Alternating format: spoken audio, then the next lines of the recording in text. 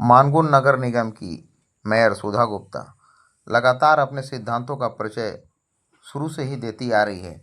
प्रत्याशी के रूप में उन्होंने जब मैदान पे उतरा था तभी लोगों के बीच कहती थी, मैं जन समस्या को सुनने के लिए सड़क पर आऊंगी और काम भी उतर कर ही कराऊंगी।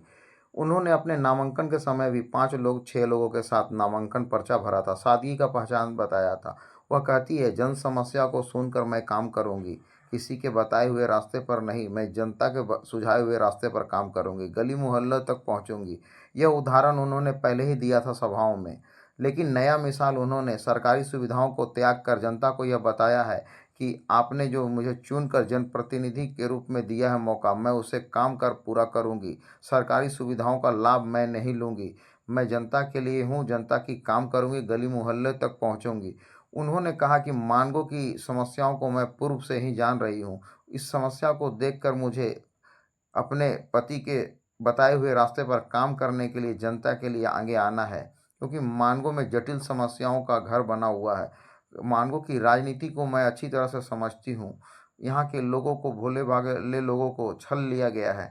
मैं इस समस्या को दूर करने के लिए मेयर की चुनाव लड़ रही हूँ, जिसका उदाहरण उन्होंने आज पेश किया। सारी सरकारी सुविधाओं को त्याग कर जनता के बीच पर सड़क में उतर कर काम लगातार करवा रही है। इससे ये पता चलता है कि इन्होंने जो कहा था उस वचन को तो पूरा किया है। देखना है मानगो नगर निगम की जटिल समस्याओं पर किस तरह से वह विजय प्राप्त कर मानगो की जनता को सुविधा दिलाती है, क्योंकि मानगो समस्याओं का केंद्र है और भिन्न भिन्न राजनीतियों का केंद्र बना हुआ है। कैसा लग रहा है और आगे क्या लगा दिया ना।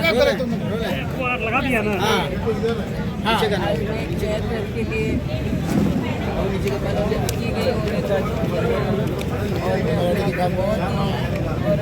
कोशिश कर रही हूँ। मैं अपनी पूरी भारत की जनता को बहुत ही दिल से आभार धन्यवाद व्यक्त करती हूँ, जो आशीर्वाद उन्होंने मुझे दिया, जो विश्वास उन्होंने मुझ पर जताया, और साथ ही साथ मेरे जितने भी सहयोगी साथी, नौजवान साथी, मेरे कार्यकर्ता हैं, और साथ ही साथ मेरी पार्टी के समर्पित और जितने भी मेरे वरिष्ठ कांग्रेस जन हैं, जितने भी मेरे नौजवान कांग्रेस के साथीगण हैं, मैं सभी का बहुत बहुत आभार व्यक्त करती हूँ।